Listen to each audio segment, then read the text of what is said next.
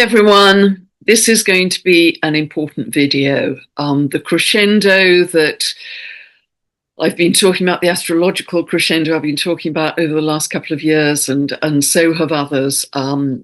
We have now arrived because this is happening exactly in July, which is not to say that July is what it's all about. It's just the beginning of another very important upstep for the next 2 to 3 years. It's another ignition point of energy at a very different level for the next 2 to 3 years. And talking of ignition points, I'm filming this today on the 4th of July. That is, of course, exactly when we have the conjunction between Mars and Uranus, and I've talked about that as an ignition point. It's sparky, it's electrical, it's fireworks, and of course we have big firework displays in Washington, D.C. today. We've got, particularly with Jupiter having moved into Leo as well, on the 30th of June, we have a lot of extreme heat in many places. I think that's down the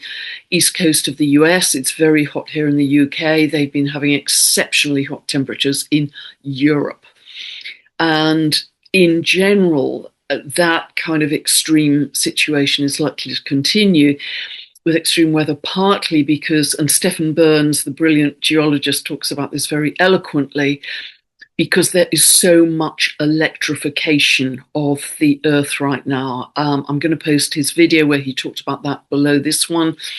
And if you think of Mars, Uranus, you think of electrification. It's, because Uranus is the planet linked to electricity, and Mars is fueling it, energizing it. We have had a whole series of solar flares. I think yesterday we had 8 M-class flares. I'm filming this at about 4 p.m. in the UK on the 4th. So far, I think we've had 13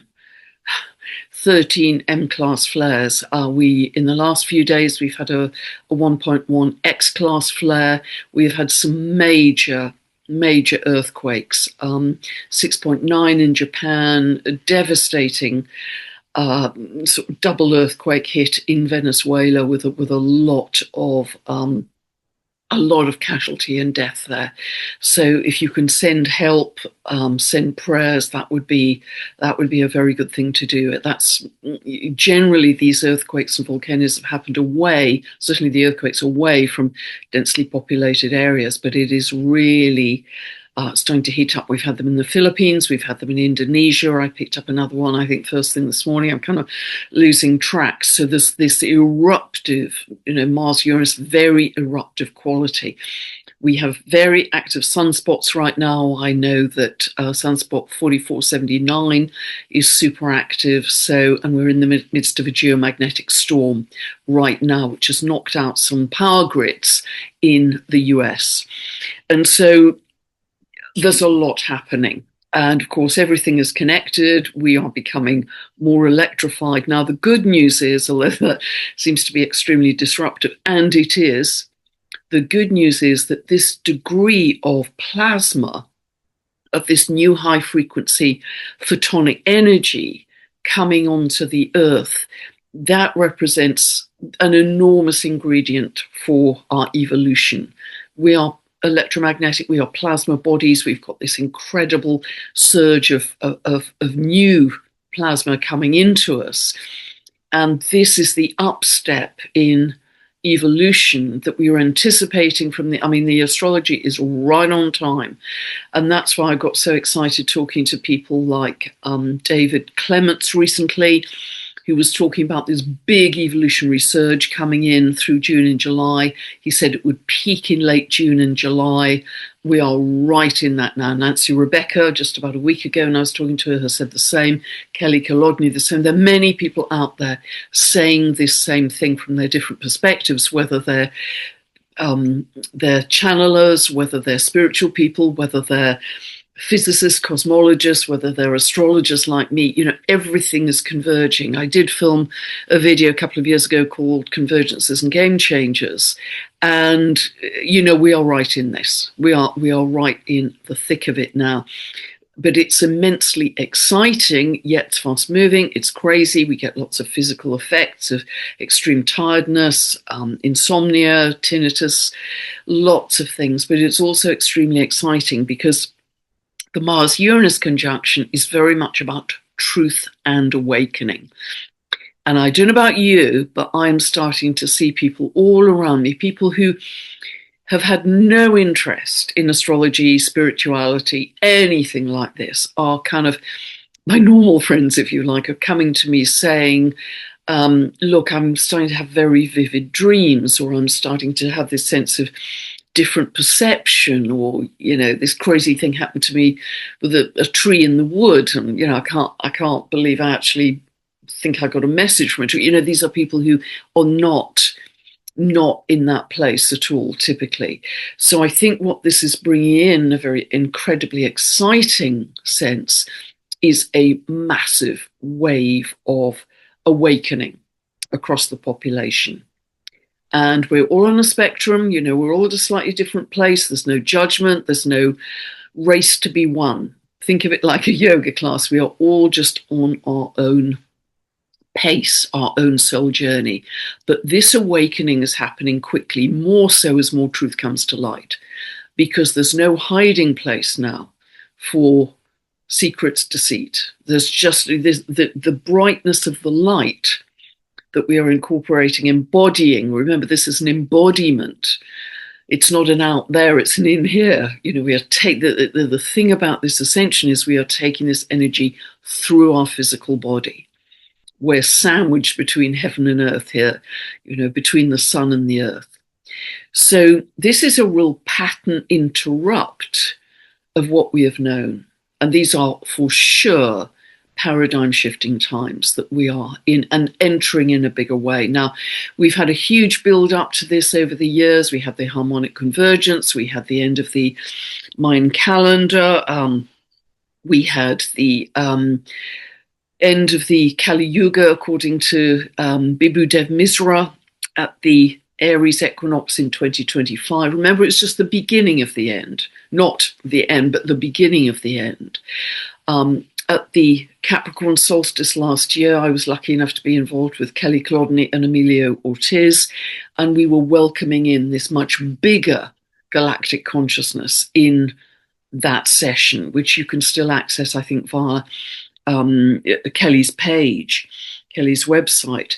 And then after that, we had the extremely rare Saturn-Neptune conjunction at 0 of Aries. You know, we're all talking about that. You had to go back to 4,361 BC to get that conjunction at 0 of Aries. Thanks very much to the research of my very good friend Heather Ensworth in discovering that, because that conjunction happens every 3 years, but not at 0 degrees of Aries. So that was yet another beginning for humanity.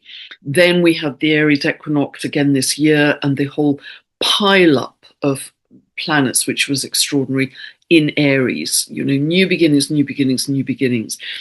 We've just had, it was exact on the 12th of June, Uranus square to the nodal axis, and I think that was another wave of awakening too. I really felt the shift in energy. And more recently, we've had, very recently, in the last few days, we've had a shutdown of a major facility in Europe that I know many of you are aware of. There was a real jump in energy then too, for the positive, for sure, for the positive.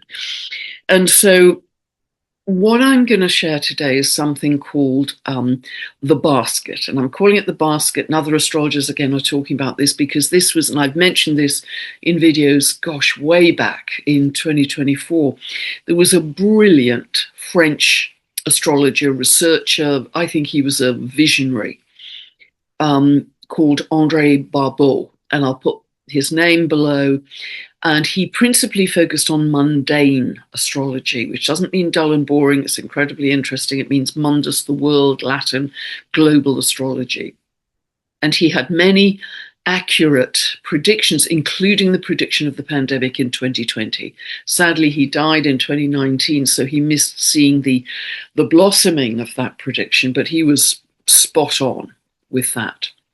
And he talked about this this time. In fact, he talked about July 2026 from his perspective. I'm not quite sure when he made this prediction, but it was quite some years ago, obviously, because he passed in 2019. And let me share with you what he said. Okay, and I'm quoting him here. So this was from his book, Planetary Cycles, and I want to honor his words here. And he talked about this basket formation. I'm going to be showing a very simple chart on this in a moment.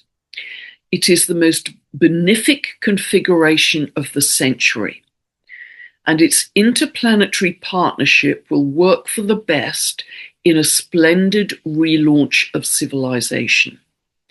It contains a harmonious relationship between primordial opposites, the coming together of the external and the internal, the rational and the spiritual, the mind and the soul, human beings surpassing themselves while experiencing themselves at a higher level. And he also said the beginnings of the New World Civilization, the beginnings of which appeared around the year 2000, is in full flight here. He's referring to July 2026. Its entry into the second quarter of the century bears the stamp of the achievement of a new age of humanity. Now, I think that's absolutely fabulous. Now, you may look around the world and say, well, the world's in one hell of a mess, and it is. But that is partly because it's breaking down and we're seeing all the darkness. You know, an analogy I've used in the past that I think is a very helpful one is the analogy of the theatre. You know, we're all at the theatre and we're watching a play, and increasingly the audience are feeling, do you know what, this plot just isn't hanging together for me. The storyline just doesn't seem to be working anymore. And the actors who sense that are getting desperate because as people are starting to leave the theatre, in order to retain their engagement, the actors are talking louder and louder, and the scenery is starting to collapse, and the narrative is getting even wilder, and it's turning into pantomime. But eventually, more and more and more people are leaving the theatre because the whole play is losing its veracity. And that's exactly, I think that's a very helpful analogy of where we are right now. So it becomes wilder, crazier, more colourful, and less believable. So major time of awakening. And although many people consider Andre Barbeau's words to be kind of crazy, how can he possibly have sensed that at this time when the world is such a mess? I actually think he's spot on, because consciousness always precedes matter and manifestation. The energy always comes first. And I'm sure many of you listening to this are tuning in on the energy, which is just so different now. It's just, you know, almost every few days it upsteps. It becomes lighter, more exciting, more positive. More and more people are talking with excitement about what's to come. And they're really locking on their spiritual blinkers to create. Don't wait, create. And this is what we have to do. We just have to walk away from the rubble, because if we keep focusing on the rubble, it will energize it to keep going for a little longer. We just focus forwards to create a more loving world. And, you know, I feel very emotional when I talk about these things.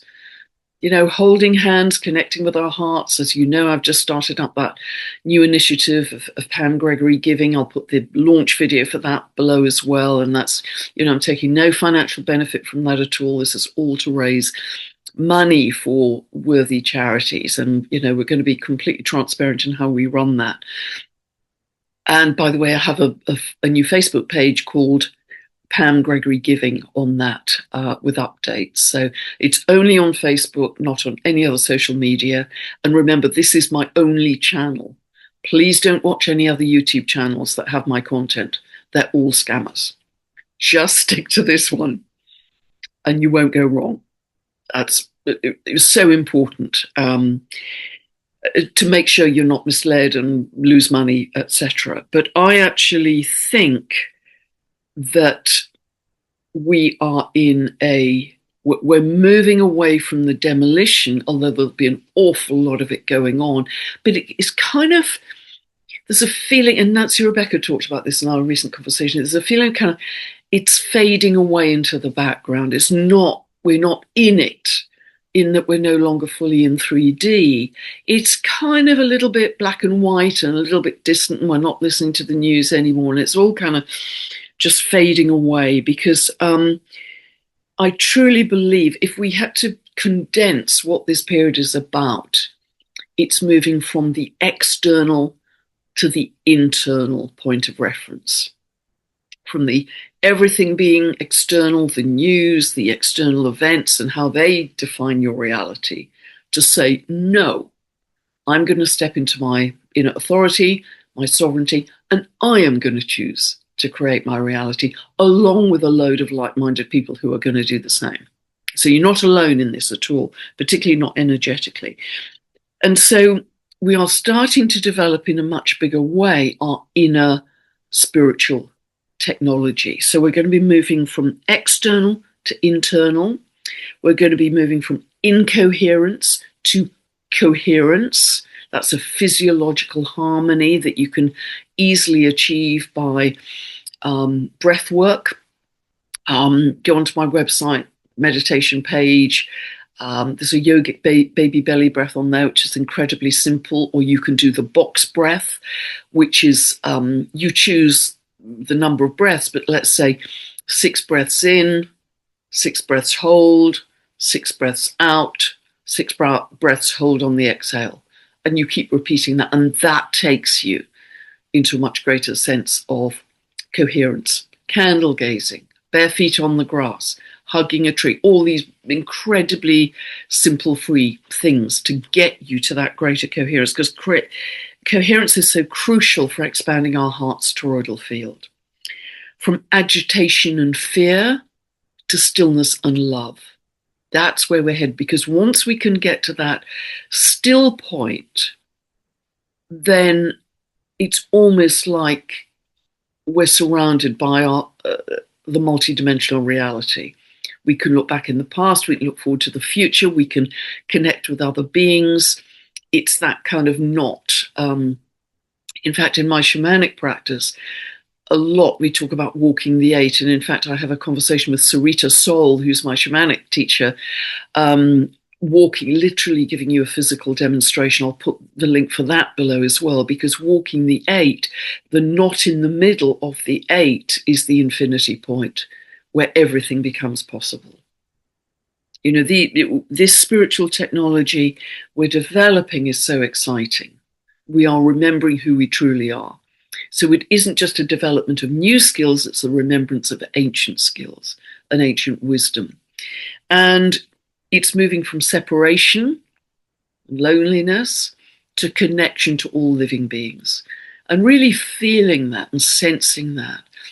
And you'll all feel it to different degrees, but that's coming online more and more. It's coming into our reality. And so what I feel about this period is it's really quite magical. It's like a re-enchantment of the organic world, like a re-enchantment of the organic world. That's how I'm seeing it. You know, my morning walks in the woods, everything's lit up. You know, there's a greater depth of color, the light is sparkling. You know, everything is just filled with life force. And I know I'm absolutely not alone in sensing that. And so at the energy level, the old world we've known all of our lifetimes and many lifetimes is no longer sustainable. Just let it go. Just let it go. And what I'm going to share with you now is the chart itself and talk through some of the exact aspects, because this is really running from this month in July, from about the 15th to the 25th. We have a whole series of exact aspects which are extraordinary. because there's such a concentration of them. Remember, this is just another kickoff, if you like, another upgrade. And there are going to be many more evolutionary waves coming in for the next 2 to 3 years. So it's really important you don't just see this as happening in July and that's the end of it. And yes, I do think there'll be some very big events in July, but that's not what it's about. And then it'd be very big events like the scenery collapsing to try and keep the attention of the audience. Please see it in that context and perspective. I think that's a very helpful context for what we may see and feel. So let me look at the chart now. This is a super simple chart. So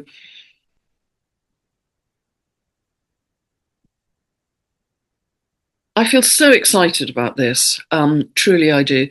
Now, I've timed this for the 20th of July, but as I say, really, it's running between the 15th and the 25th, and it is tightest really between the 18th and the 20th.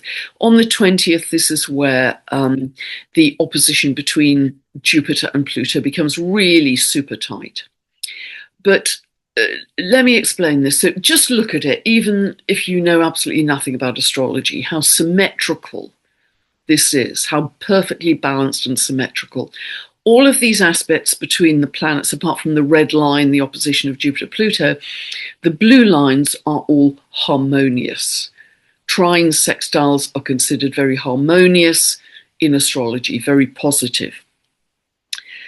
So we're going to go through these one by one, but they're all in a crescendo together. It's kind of one after the other after. It's like a crescendo, like a whole waterfall of aspects, and they're all blending together. And we're already in this energy. We've been in this energy, apart from Jupiter, that's only just moved into here. We've been in this energy since last year. So we have an exact sextile, or pretty exact, 4 degrees, 4 degrees, 4 degrees, 4 degrees. Just to say, we have a repeat of this next year in June, 2027 June, at 6 degrees. Jupiter will have moved on by then, but Uranus, Neptune, Pluto, 6 degrees. It isn't quite as tight to the minute as this configuration is here, the basket, because we'll have lost Jupiter as well. And in fact, Ceres, the asteroid linked to, I think she's now a dwarf planet linked to harvests and grains and the Earth itself, she replaces Jupiter next June, 2027. So, just fairly briefly, the sextile between Uranus and Neptune, I've mentioned this in the past, we always look to the seed points when the conjunction happened. This happened in 1993. And this was really the birth of the World Wide Web. So Uranus technology that went viral, Neptune. Neptune's linked to things that go viral. It's also linked at a spiritual level to dimensions of reality we never believed existed. It's mystical. It's shifting your perception to really have some very mystical experiences, maybe in your dreams, meditations, Neptune, etc. That's on the 15th. That becomes exact. On the 18th, this trine between Uranus and Pluto is that it becomes exact for the first time in 5. It has 5 exact trines to Pluto all the way through to around April, May 2028. And this is connected to the paranormal, the supernatural. So again, we have big spiritual input here. The seed point of this was exact on the 18th of July, as I've spoken about many times, was the conjunction in 1965, 1966. The age of hippiedom, peace, love, people living in community, anti-war, anti-big government, just wanting to live in peace and love. Protests all across the world from that point on through the late 60s. It was also, of course, the birth of the space age in a bigger way, and of course that's when we had. I'll talk about that in a moment, actually, because it fits in with something else. But all of those energies of the technological, because at the conjunction 65-66, this was yet another step forwards in technology. Pluto intensified the technology of Uranus, the birth of the nanotechnology as well, because that conjunction happened in Virgo. Virgo deals with the tiny. So all of these blue aspects are a blossoming of those seed points. We have exactly on the 20th, this opposition between Jupiter and Pluto. And this I talked about in a recent video about being very related to wealth, money, inequality of wealth, the very rich and the very poor, because Jupiter in Leo in its shadow expression can be leadership connected to royalty, that's connected to grandiosity, entitlement, narcissism even. That's the kind of shadow side. But of course, this could express much more positively and beautifully as heart-centered leadership here. Because remember, Pluto in Aquarius is about the power moving to the people. Again, talked about that many times. And there are huge historical echoes of this. So if we shift into a much more heart-centered leadership, the power absolutely will move to the people. And there's a much greater feeling of equality when that happens, because Uranus, the sign, is about greater equality. Then on the 21st, we have an exact sextile between Jupiter and Uranus. Now, this is the kind of eureka aspect, the genius, the thinking out of the box, the new discoveries and expanding our world. They are both sky gods, remember. Jupiter related to Zeus, Uranus very much related to sky, cosmos. And I just want to kind of run through just a few examples of this, because, for instance, in the discovery chart for Chariklo, there was an exact Jupiter-Uranus conjunction. Then in 1609, we had a Jupiter conjunction at 11 degrees of Gemini. Remember that Uranus is currently in Gemini, heading towards that point.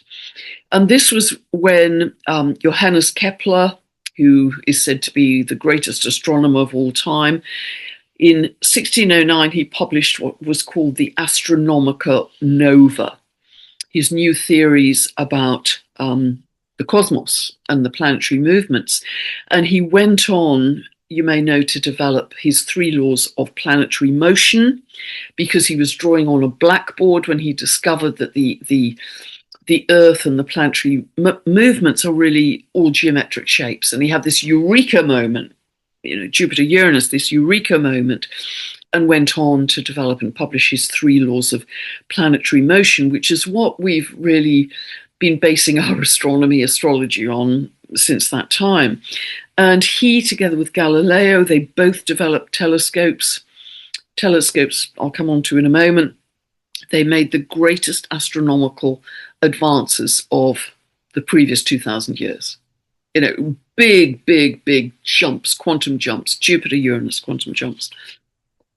There was another conjunction between Jupiter and Uranus in 1782 to 1783. That's when the Montgolfier brothers developed the hot air balloon. Again, moving into the air. Pluto was also in Aquarius at that time. Then in 1899 to 1901, another Jupiter conjunction with Uranus. That's when the Wright brothers developed gliders, and they went on to develop an engine after that. 1927 to 28, another development with Jupiter-Uranus, first transatlantic flight from New York to Paris by Charles Lindbergh, which was really the beginning of international air travel. And then, of course, something we're all familiar with, 20th of July, 1969, you had the landing on the moon landing. And I don't know if you know that there was a super tight conjunction between Jupiter, Uranus, Pluto, and the moon. And the moon. It's like a cosmic joke on that day. There was a sextile between Jupiter and Uranus at the discovery of Pluto, 18th of February 1930. And aspects between Jupiter and Pluto also come up in the development of the telescope and the microscope.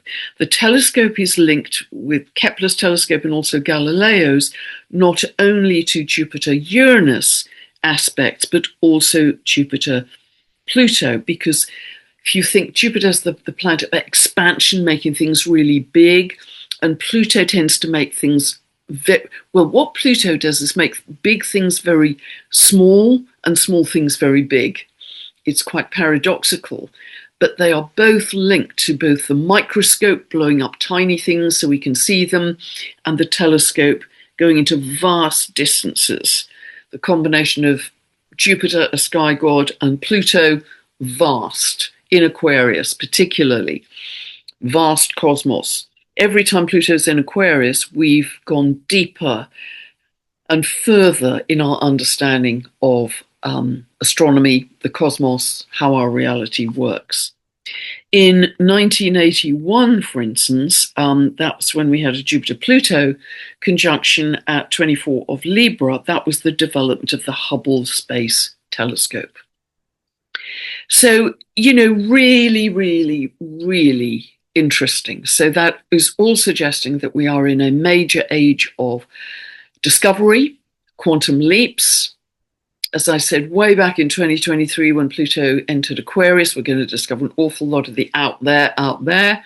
But of course, the out there also means always it's a reflection of the in here, where our consciousness has got to, because we can only discover those things further out in space if we've gone deeper into our consciousness internally.